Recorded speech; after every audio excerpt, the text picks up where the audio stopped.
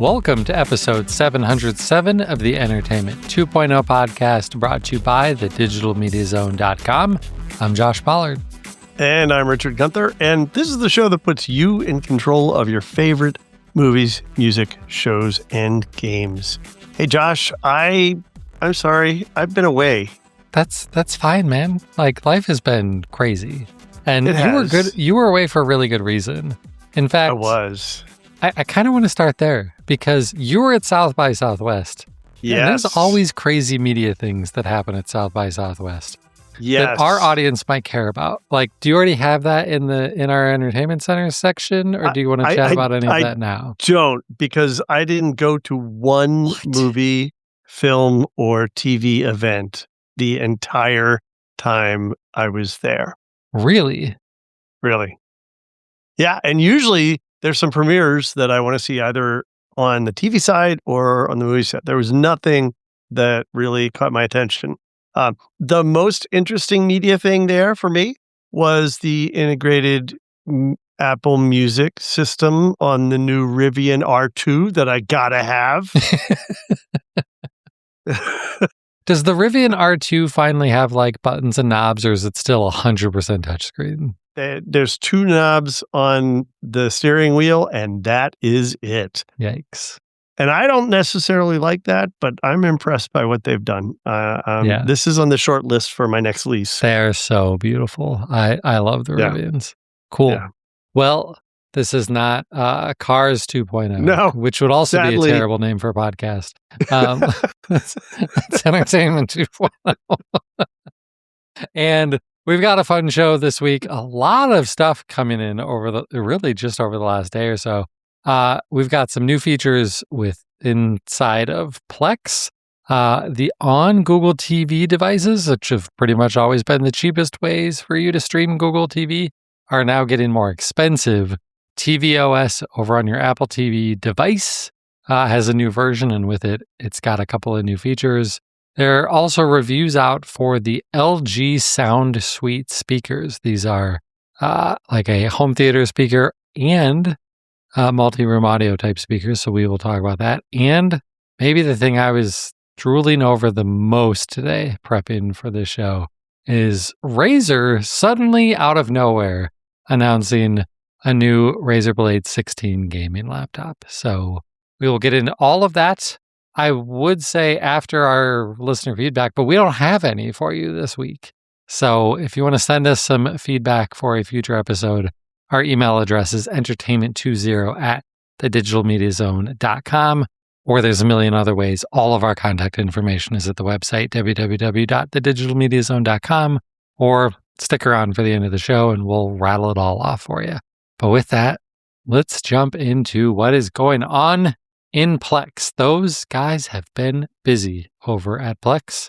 And this first feature, I think, is the more exciting one. But Richard has more experience with the second one, so he'll cover that one.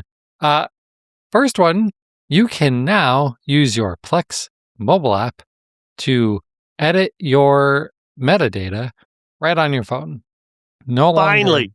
No longer do you have to like go to a computer and log in to manage these things, or a computer, or put your web browser into desktop display mode on your phone, craziness like that we've been doing to manage our Plex servers for so long.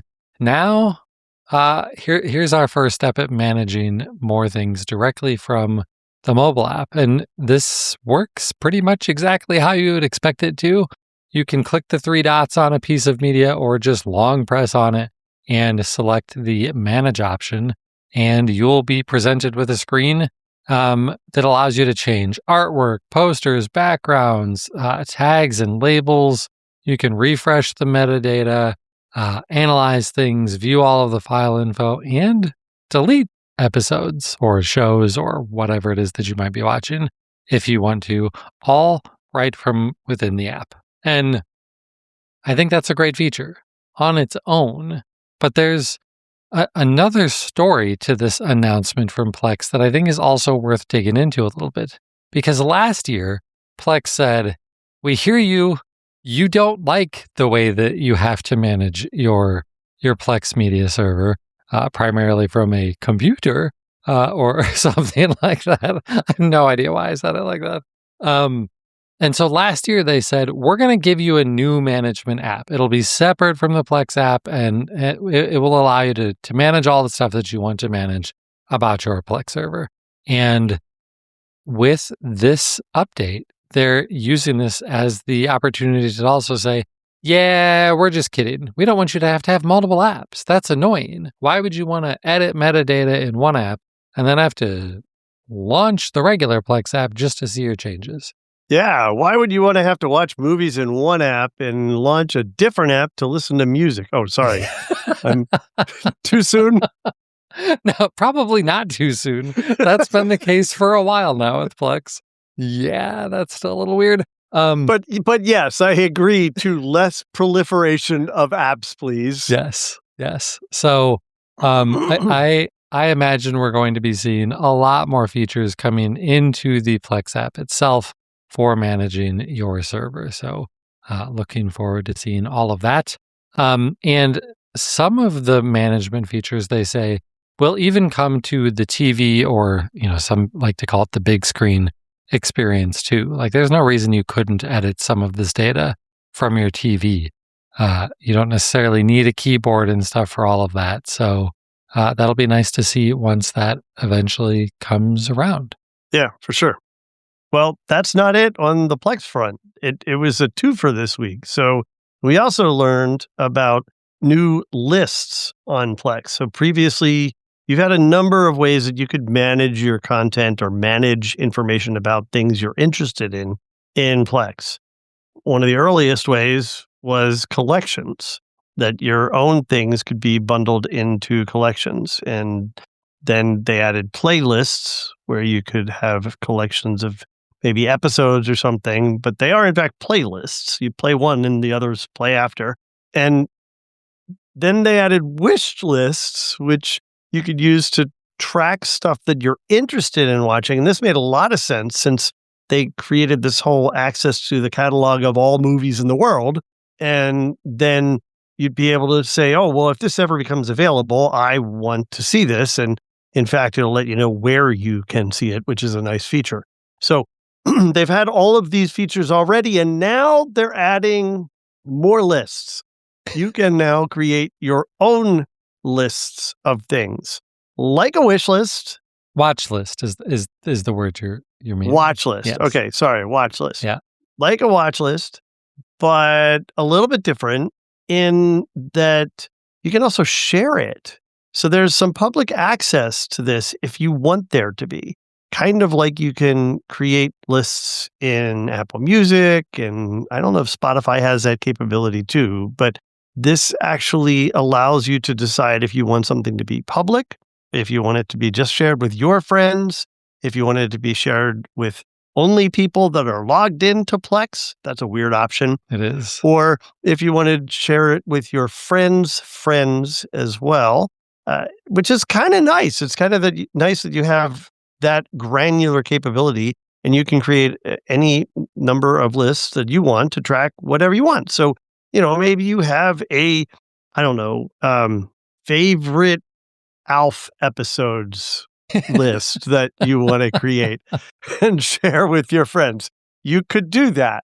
And it's like I said, it's different from all these other ways that you can do, because all this is it's a list of things, and then you can link into the things that you, if you have them or if they're available. But it shows up where your watch lists show up, and so it's kind of a part of your profile. And I think it's a cool feature.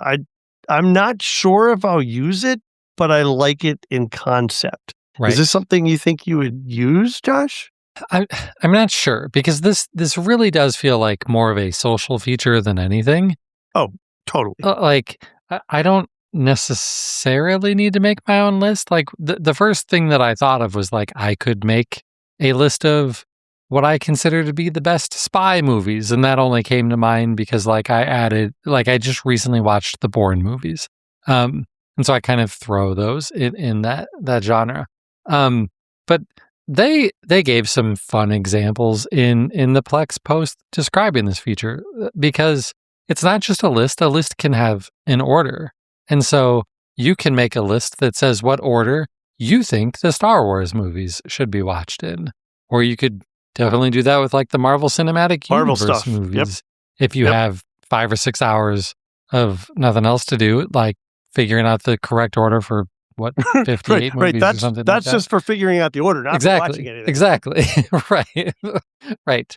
So it just kind of feels like more of a social thing. And I don't use Plex as much of a social network as I think the Plex people would like us to be doing.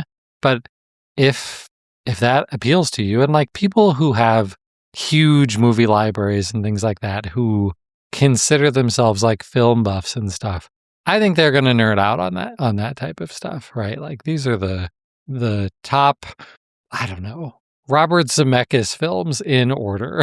Like, yeah. I don't know. So could be a lot of fun, but probably not something I'm going to use terribly often. I mean, it could be cool as a reminder, for example, for things Richard's recommended that you and your wife should watch. Well, that's what I use the watch list for, in theory. Okay. But I forget to write them down, or sometimes I write them at the bottom of our show notes and leave them there for years. If it doesn't make it to the list, then right. This isn't going to help any. Maybe you need to make that list for me, and then I can just share it with you. Exactly. There you go. Exactly. I'll maintain it. I think we've figured out the solution and the perfect use case for a list. I like it. Cool.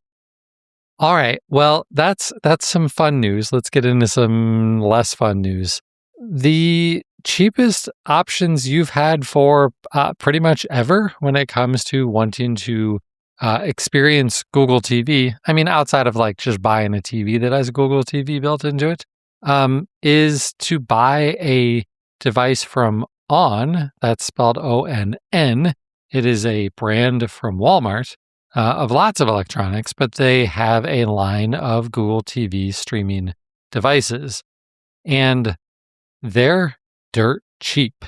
And unfortunately, they're a little less dirt cheap now. They're all going up in price. There is an HD stick. Like these prices still are insane, right? Because you've probably already read the notes here, Richard, so you know the answer to this question. But if I were to ask the listener, one of the two prices, whether it's the current price or the old price for the 1080p HD stick, is $19.88. Is that the new price, the more expensive one, or the original price? Right. Because that's how cheap we're talking about here. Right. And that is the new price. That is the more expensive price. That is how low cost these devices have been. So that's up $5. The 4K box is going up from $19.88 to $24.88. And then the 4K plus, which with the cost of these things, like if you're hooking any of these up to a 4K TV, just buy the 4K plus, is now $39.88 instead of $29.88. So it's $40 for their highest end model. That is still $60 less than the box that Google makes. And I mean, if all you care about are the streaming features, it's pretty much as good. Like it does everything. So it's unfortunate to see the price go up, but it's still so cheap that it's hard to be upset about it. Yeah. I can't be mad about this. No. There was no like official announcement to go along with this. They just started raising the prices on these. So we're left to our own imaginations to figure out what's driving the cost of this. There are two possibilities. Could be related to tariffs. Could also be related to the thing that we talk about, I think, practically every week now. The cost of RAM and storage continues to go up and up and up. And these things need RAM. All electronics need RAM. And while, the 4K plus, the highest end model here only has 2 gigabytes of RAM, that 2 gigabytes of RAM is more expensive than it was 6 months ago. So that could be a factor here, but it could be a lot of things. So that stinks. The other thing that's been a little bit interesting that I also wonder if it's related to the RAM situation is Walmart's been having trouble keeping all of these devices in stock, not just one particular model, all of them. On any given day, you're going to go to the Walmart website or your store, and they might only have, well, some of these or none of these. It's been kind of hard to get these. So if you're considering getting one, well, keep refreshing Walmart because it might be hard to get them. So keep an eye out for them. That's kind of crazy. But yeah, if it is RAM issues, that would make sense. Yeah, it would. All right, Richard, you are an Apple guy. You do a lot of watching on an Apple TV. Tell us about this latest update to tvOS. I do. So just this week, we got a bunch of updates to 26, OS 26. It's now OS 26.4 on pretty much everything now, I think. And the updates to the Apple TV added a couple things, removed a couple things.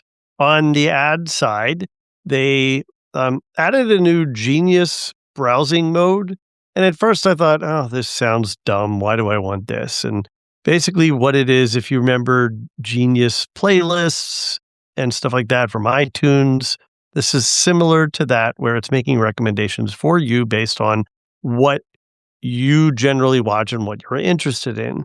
But it's clumped into different groups, again, kind of like Genius playlists.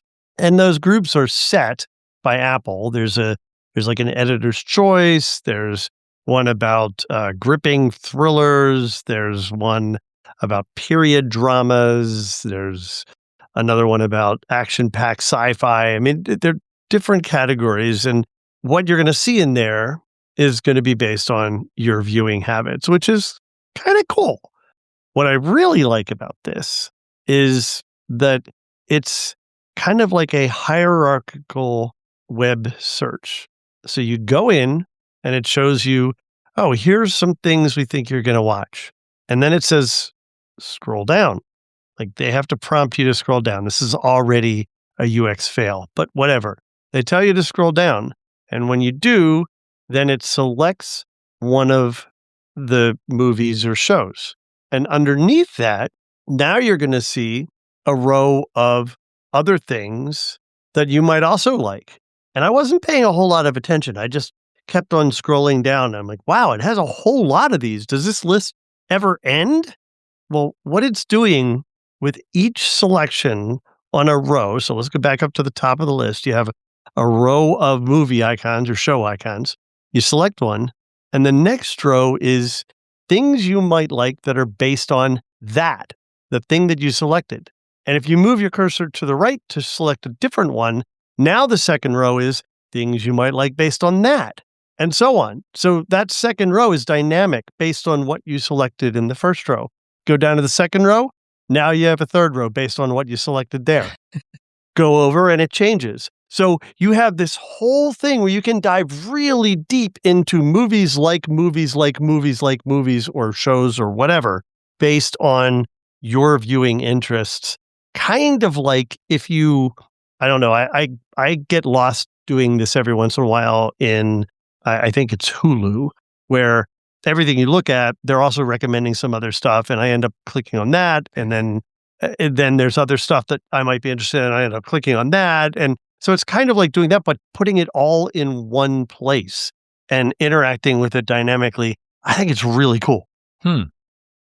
It seems like it might really be, maybe jarring is the word I'm looking for, where like I'm going to arrow over to the right to select a different movie, and all of a sudden the entirety of the next row down below is changing out from underneath me. I don't know. Maybe you get used to it right away, but it seems like I like the idea they're going for.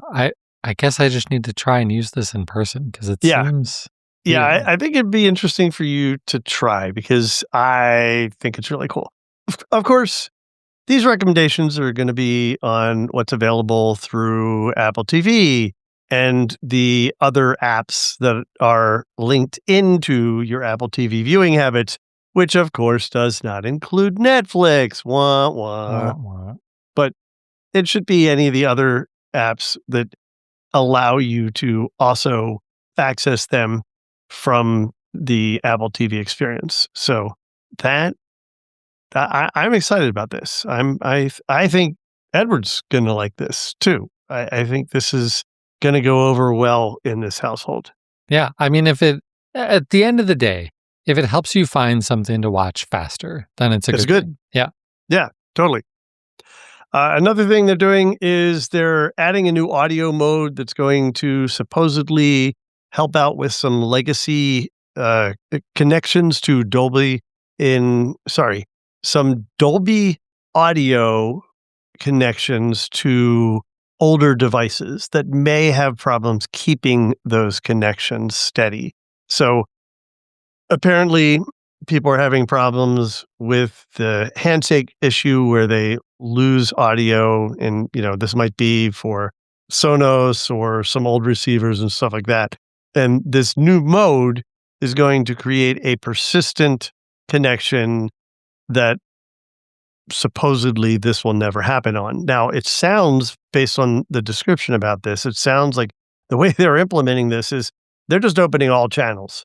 So it's going to look like you're using Atmos, but you're not really. Right. It's just sending data through based on the source channels, but kind of almost like a PCM connection works if you're using 7.2 or 5.2.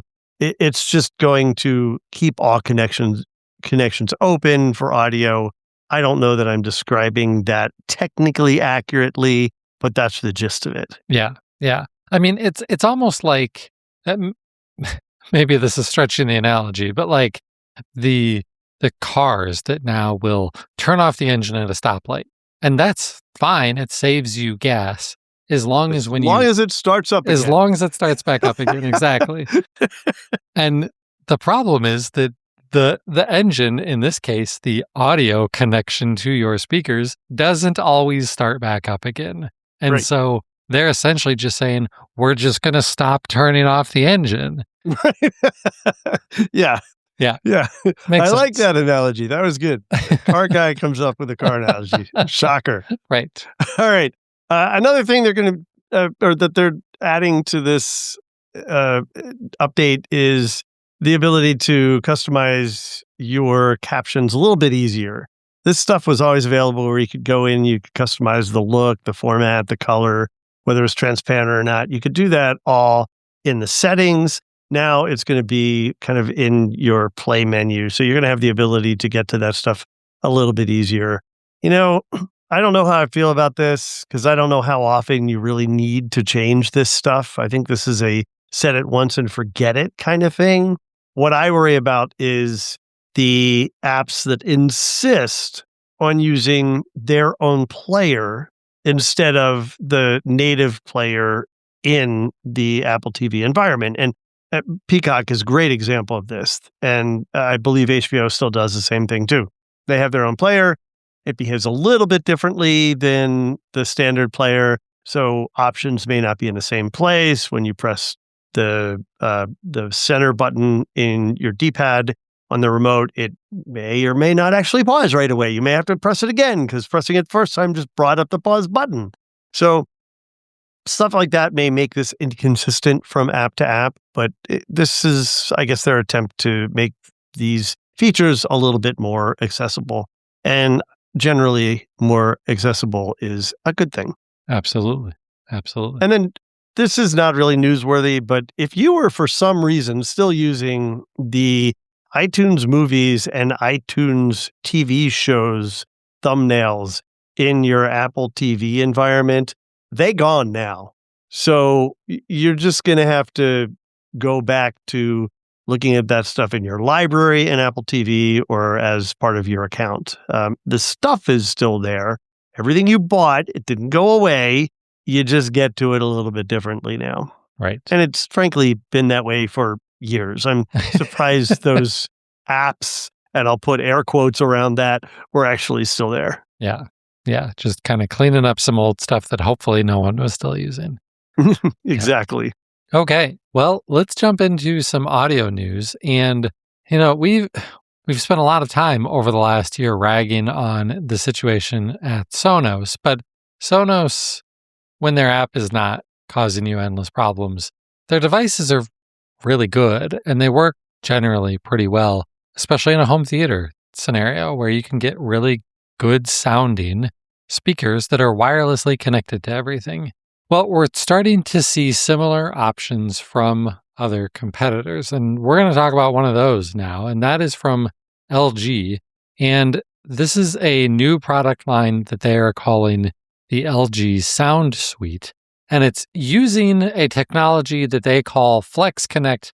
It's not new. In fact, it's a technology that was included in TCL speakers about a year ago, but this is LG's first attempt to put it into their own speakers, and it allows you to connect multiple different types of speakers into a group, ideally and primarily focused around your home theater connected to your television. So the main star of the show here is, of course, the sound bar. The model for that is the H7. It is a large sound bar. It has a boatload of speakers, and it has 12 speakers firing forward, to the side, and upward firing. It also has 4 woofers, 8 passive radiators. It's a lot. It's got it all, and it's $1,000. But it's also the brains of the system.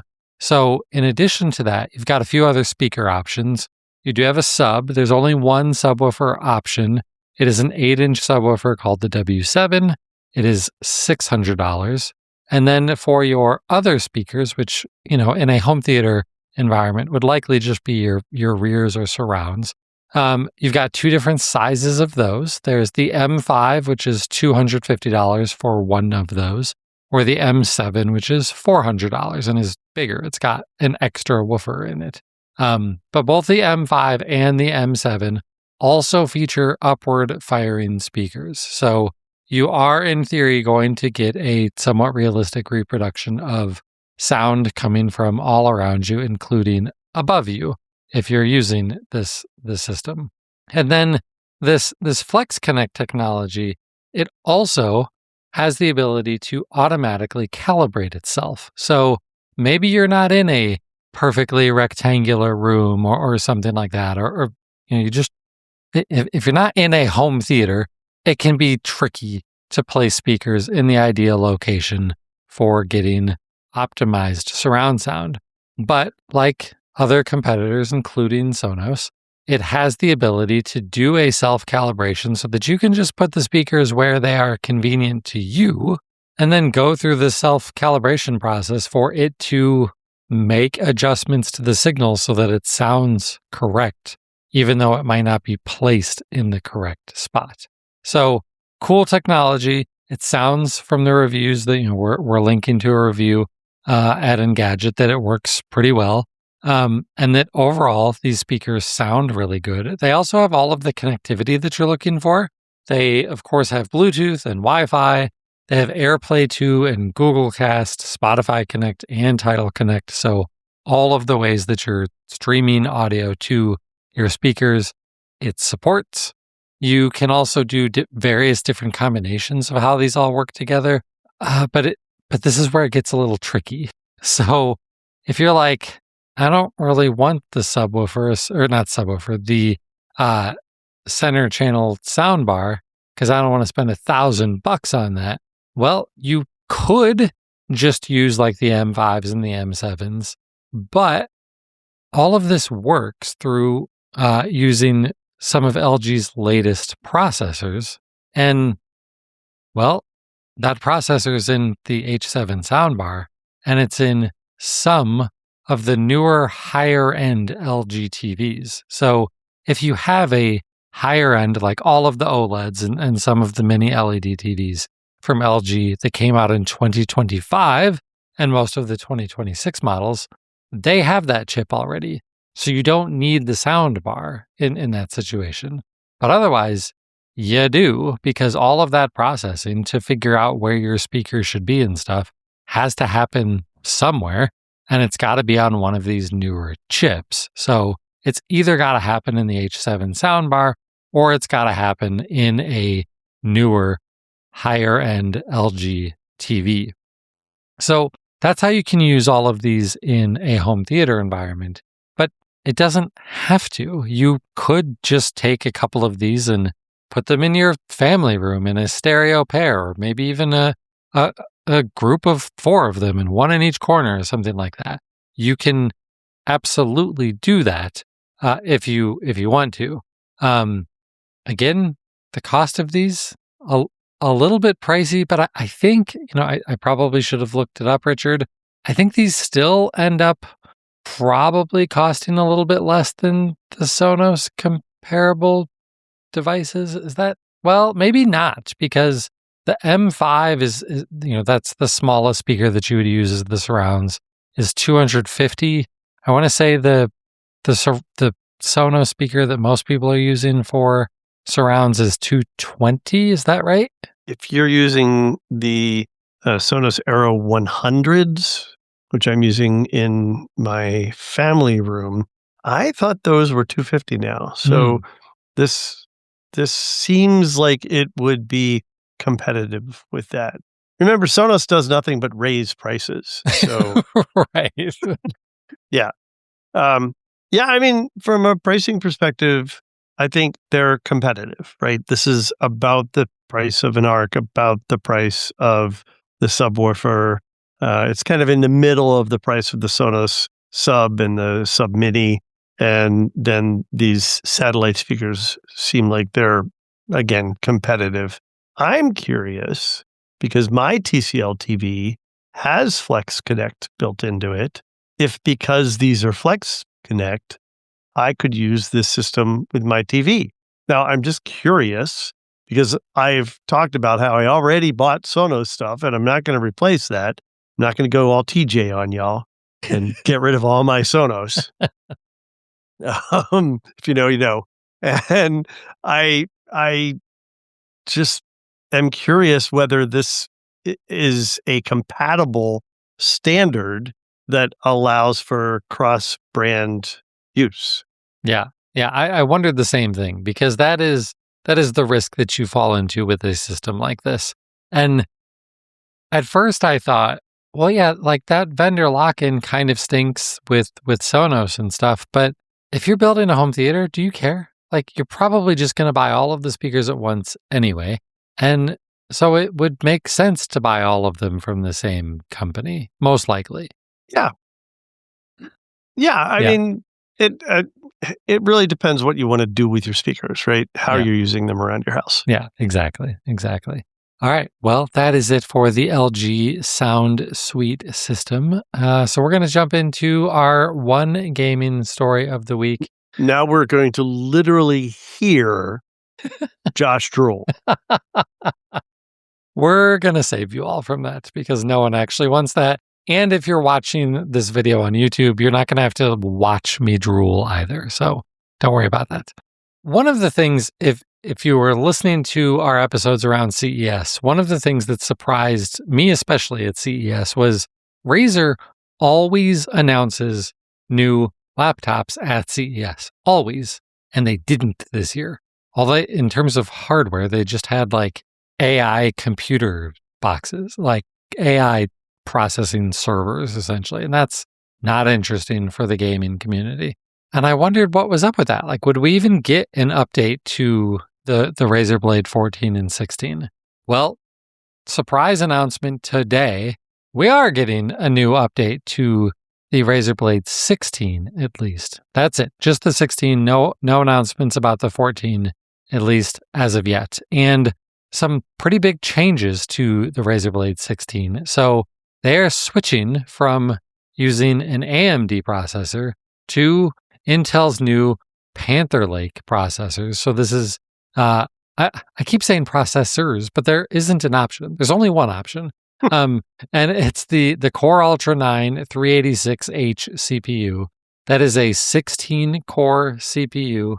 It also has an NPU built in. And I know that a lot of gamers are like, I don't want a stupid NPU. I don't care about Copilot on my gaming PC. But friends, I think you will, because as we continue to see things like DLSS and all of these other basically AI, data driven models for improving your visual experience in games.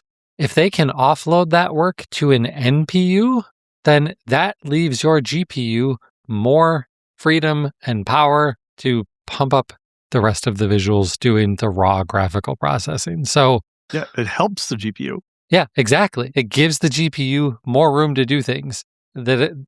So I think this is a good thing. And anybody who's like, I don't want an AI PC, it's my gaming PC, I think you're going to want to. So I think that's a good thing. And then Razer was like, let's just throw the best of everything imaginable at this. So it's got, basically the highest end RAM options that you could get. LPDDR5 X9600 RAM. That is crazy fast RAM. They've only made minor tweaks to the display. Didn't really need much. It was already fantastic. It's a 240 hertz OLED. The main difference is it goes from 1,000 nits of peak brightness to 1,100 nits of peak brightness. So pretty nice on an OLED display. Because they're using this Intel processor, it means they can also give you Thunderbolt 5. So if there are other things that you want to be plugging into your Razer Blade, whether it's multiple 4K plus displays and things like that, other crazy docking stations, you can't do that on an AMD processor. It doesn't support Thunderbolt. So you get that with the Razer Blade 16. It has Bluetooth 6. I pay attention to Bluetooth. I didn't even realize Bluetooth 6 was out. I had no idea. Right. It also has Wi-Fi 7, of course, which, I don't know, does anybody have a Wi-Fi 7 router at home yet? Not very many people. And then, of course, the GPU is the other big star of the show. Right now, there are only two options, the RTX 5080 and the RTX 5090. Those are the two top-end GPUs that you can get in there. There aren't actually that many options. Like I said, there's only one CPU option there, and you can customize whether you want 32 or 64 gigs of RAM, 1 terabyte or 2 terabytes of storage, and whether you want the 5080 or the 5090. That's it. The base price for this thing with a 5080, 1 terabyte, and 32 gigs of storage is $3,500. Wow. Oof. It's so expensive, but it looks amazing. Oh, I'm the sure performance is going to be incredible. When we speculated about why there wasn't an updated Razer Blade at CES, one of the things that we talked about is like, well, maybe it's because of the cost of RAM and storage, and they're not sure what they're going to be able to price these things at. I think they found a little bit of a solution to this, because if you go into the configurator, if you want to double your RAM from 32 gigs to 64 gigs, you can do that for $1,000. If you want to double the storage from 1 terabyte to 2 terabytes, you can do that for $1,000. Mm-hmm. That's insane. Like, that blows Apple out of the market, out of the water when it comes to how much they charge for those things. Yeah. Wow. Who knows nowadays, but right. But yeah. Yeah. It's a lot. I expected the upgrade to the 5090 to be $1,000, and it is. But yeah, $1,000 extra to go to 2 terabytes of storage. Woof. That's nuts. So anyway, I'm excited to see what the reviews end up looking like for these. And I would love to actually drool over one in person someday. That'd be great. But that's not going to happen anytime soon. So that is it for our gaming news. Richard, let's jump into what's going on in our entertainment centers. A lot. It's been a while. So I have like actual physical real world stuff going on and digital stuff. So let's start with the physical stuff, if you will. I was planning to do this, so this shouldn't be a huge surprise to anyone, but I protest canceled my Paramount Plus account. I had been watching Star Trek on that, and currently there is no Star Trek now playing. So when Star Trek comes back, I will probably resubscribe. Now, I was getting a discounted version through Walmart, and I was getting it for, I think $6 or $7, something like that, without ads. I can get it for free with no ads. And I'm all about paying them no money. I think that's a great idea. So when Star Trek comes back, I will pay them no money to get all of that with ads and just deal with it. Then you were talking in last week's episode about how Amazon kind of repackaged and rebundled their no ads feature that you can add to Amazon Prime Video. And I was paying the $3 a month for that. Now, you had wondered if I had the annual subscription. The answer to that was no, because they didn't even offer one. You had to pay I thought every they did. single month for it, which was just ridiculous. Now, with this rebundled service that you talked about, you can pay annually, which is great. I like that for people who are going to pay this. I'm not. And it's not that they raised the price to almost double, basically. Not almost double, but they raised the price 67%, right? It went up. Right. It went up by $2 each month. So now to $5 a month. And you're like, yeah, but Richard, you get all this other stuff. No. What they're giving me is stuff that I already have. Right. But now I'm going to have to pay for it. Exactly. So no, my answer is no. I have already canceled my ad-free stuff through Amazon. So yeah, that was kind of annoying. Yeah. Are you in the middle of watching anything on Amazon right now anyway? No. Okay, perfect. No. I'm sure it'll bug me when we get back to watching something on Amazon, but not currently, no. Yeah. All right. So a bunch of shows have finished the season since I have talked about it last. So I was talking about A Night of the Seven Kingdoms. I finished season 1. That was so good. It was so good. I loved that show. I cannot wait for the next season. I finished season 1 of Stumble. This is the one that I really think your wife should watch. It's fun. We actually watched a little episode, bit of it. Did you? I forgot to tell you. I guess you weren't on the last show. Yeah. We watched 2 or 3 episodes. Okay. Oh, no. I think she likes it more than I do. Okay. I was just kind of meh about it. I think she enjoyed it more. I don't know that she's watched any more since the first day, though. Okay. All right. I love it. It to me has I'm trying to think of the right comparison. I think it reminds me a little bit of Arrested Development. Like it has a lot of word gags in it, like how they have all these ridiculous names like Sammy Davis Senior Junior College and stuff like that. And just the way they just kind of look at the camera, because it's a mockumentary kind of thing. The way they talk to the camera, the relationship that she and her husband have. The last episode was such a feel-good episode. It was such a great episode. They did an amazing job, and that's not even really spoiling anything. So, yeah, if you've been thinking about that one, I recommend it. It has been renewed for another season, so I am looking forward to that. I binged all of the second season of Unstable while I was traveling. This is the show with Rob Lowe and his actual son playing his son on Netflix, and it was fine. The first season was really, really funny. This was okay. This was not as good, but it's done now, so I've seen all of it. Check that box. All right. I finished season 1 of Starfleet Academy. I think I've talked about the show a fair amount. It had its problems. I really liked it regardless. It's been canceled. They have already filmed season 2. They've committed to showing season 2, but they've already canceled this show. I am not going to get into my thoughts about that or the reasons why I think this might have happened. I've done that and will continue to do that probably on social media, but I'm I'm going to be bummed to see it go because I thought it had a lot of potential.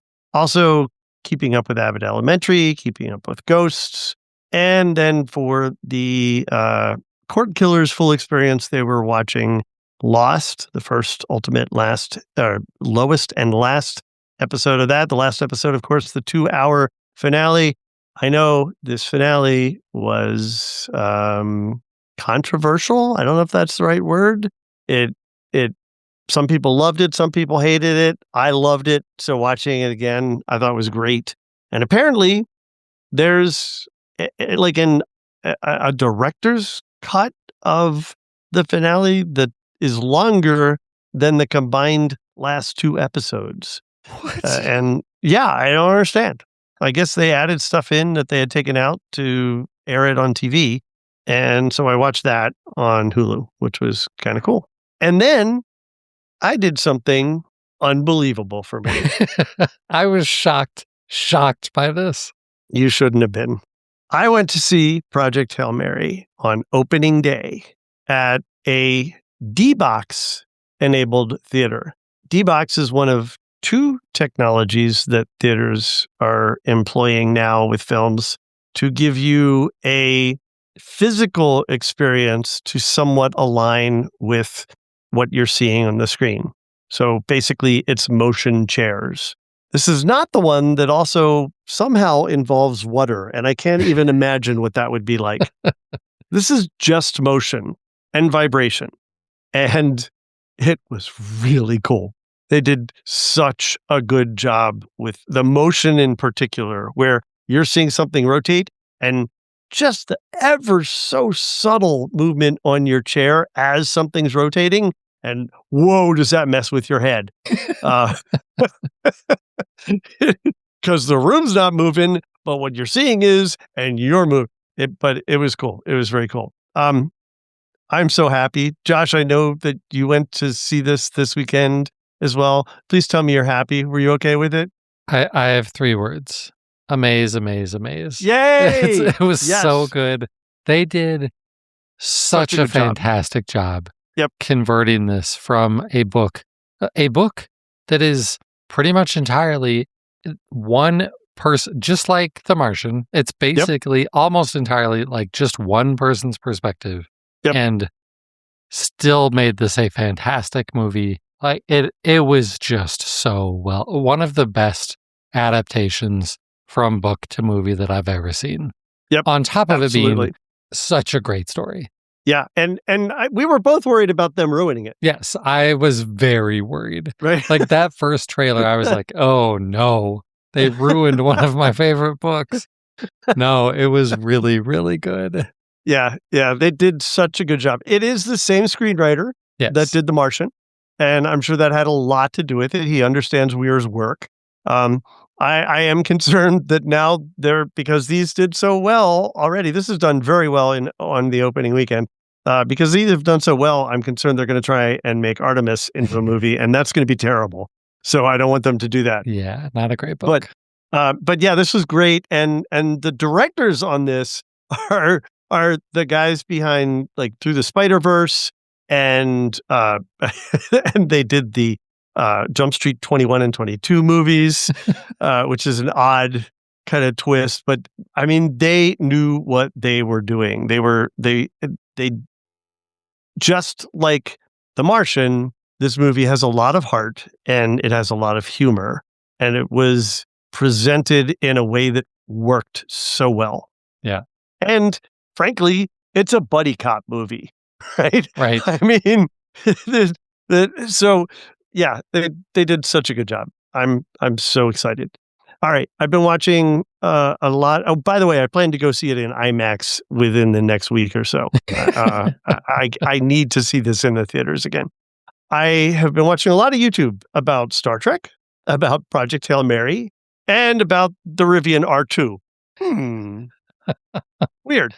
I'm caught up on all of my podcasts, and because I'm caught up, I've also been listening more to the book club book that we've been reading, Hyper Efficient. And I rarely get time to do this, but when I do, I really, really enjoy it. And just to better understand how our system works, I recommend that people look into doing this yourselves. This week, actually today, I listened to the oral arguments presented to the Supreme Court justices on the Mississippi case before them regarding when ballots can be accepted in an election. And it meaning, do they all have to be in and accepted by election day, or can they be postmarked and then, or something like that, and come in later? Really, really fascinating to hear both sides of the arguments and hear the questions that the justices answer, and get a feel for just like how our judicial system really works. And all of this audio is available to download at the Supreme Court website. You can just download it, and VLC ended up being the default player on my phone that ended up playing the file that I downloaded. And I'm really glad that I took the 2 hours to listen to that while I was otherwise working on spreadsheets today. So yeah, that's better than spreadsheets. For sure. and it didn't distract me. I can still do numbers and listen to people talk. Right. All right. That was a lot, but it is what I've been up to in my entertainment center. How about you? Yeah, that is a lot, but it's good stuff. On the gaming side, fair amount of NHL like usual, a little bit more Cyberpunk, frankly. Saturday night, I played some NHL and I finished and I was like, why? Why did I do this? I should have been playing Cyberpunk. So I've only played like another hour of Cyberpunk, so I'm still not very far into it, but I'm still super impressed by the way that game works and the systems that it has built into it. It's cool. We already talked about Project Hail Mary. We went and saw that this weekend too. Jen and I both absolutely loved it. Yeah, I would see it again and again and again. Just like Richard. I think there's an IMAX theater like an hour from me, but I'm not sure. I've never actually been to an IMAX theater. The question is, it real IMAX? Like there's IMAX and then there's IMAX. So typically if you have like a museum or something like that, they'll have real IMAX. Yeah. I think maybe the Natural History Museum at the University of Michigan has one, I think, but I'm not sure. So anyway, on the TV front, a fair amount of stuff there. We are all up to date on The Pit. Last episode was very, very hard for me. Wow. Yeah, not great. I won't get into that, but yeah, okay. But it's good. Like it's a really good episode, but it's like, oh, you're going to have 2 stories that hit me like right in my real life. Thanks. I appreciate that. We are all up to date on Paradise Season 2, which may be a little bit of a surprise to anybody who listened to last week's episode and heard me say, yeah, I don't know about this Season 2. It's not been so great. It gets better. I still don't think it's anywhere near as good as Season 1, but it's definitely gotten better from like episodes 3, 4, 5-ish that we're up to now. Also because I continue to make terrible decisions about what to watch for my mental state, randomly decided I'm going to watch Chernobyl. Like I've got a long run on the treadmill to do. So I don't know. Let's see what's on HBO Max. And you mentioned this last week, and Josh, I'm so excited for you though, because this is so good. It was so good. I finished it. You finished this week. it? I did finish it. It is so good. I think Edward's watched it through like 3 or 4 times. It is so well done. Yeah. I think was the writer for this. Didn't he also work on The Last of Us? Craig Mazin, I think his so. name is, or maybe Severance. I don't know. He's definitely done something else that I've seen. It's really good. And it wasn't quite as depressing as I had expected it to be. I'm not sure what that says about the show or me, but no, but because there's stories of hope in there too. Right? There are, right. And it's not like, millions of people got obliterated in a flash or something like that. It wasn't like that. But yeah, it was. Yeah, don't watch really any more of those for a while. Right. So then as I was like scrolling through my newsfeed, I saw a story yesterday that was like, hey, underrated show on Netflix called Black Doves. It's got Keira Knightley, who is super famous, but the only thing that I can think of that she's been in are the Pirates of the Caribbean movies. Yep. She's the star of this Netflix show where she is a spy for the U.S. government, or not the U.S. government, the British government. And someone she cares about gets assassinated, and that's right up my alley. Like, that's sort of stuff I love. And so we watched the first episode of that last night. I think I liked it more than Jen did, so I'm curious if she liked it enough for us to keep watching it together, or if this is going to be a solo show for me. But I definitely liked it enough that I would keep watching it.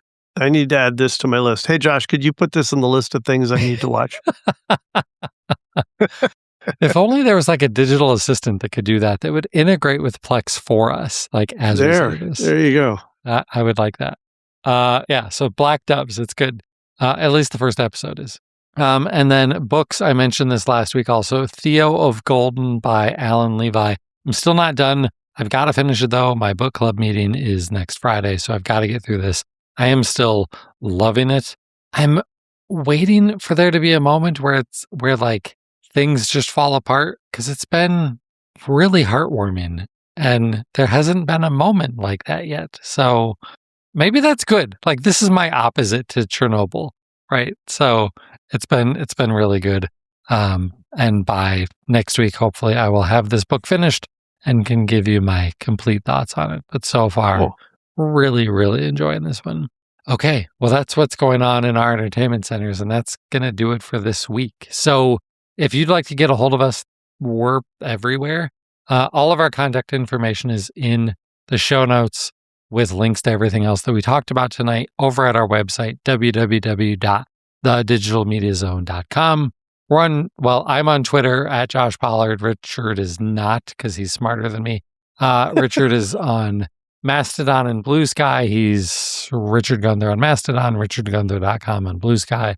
Because I wasn't smart enough to get on Blue Sky right at the beginning. I told you. I am on Blue Sky, just Josh Pollard there also. That is where I would prefer you find me. And the website is DigiMediaZone on Twitter, or X, I guess. We're back. We did the show live this week. We do that sometimes. And then we... It's been a while. Yeah. It has been a while. Yeah. My training schedule for my half marathon has been kind of weird. Things are shifting around. It worked out better this week, so we're back live. But if you missed the live show, you can still see us, because we still upload the video. Even if we don't do it live, we typically record a video and then throw it up on our YouTube channel. So head on over there and like and subscribe to our YouTube channel. But that's going to do it for episode 707. He's Richard Gunther, and I'm Josh Pollard. Thanks for listening to Entertainment 2.0. Adios. Goodbye.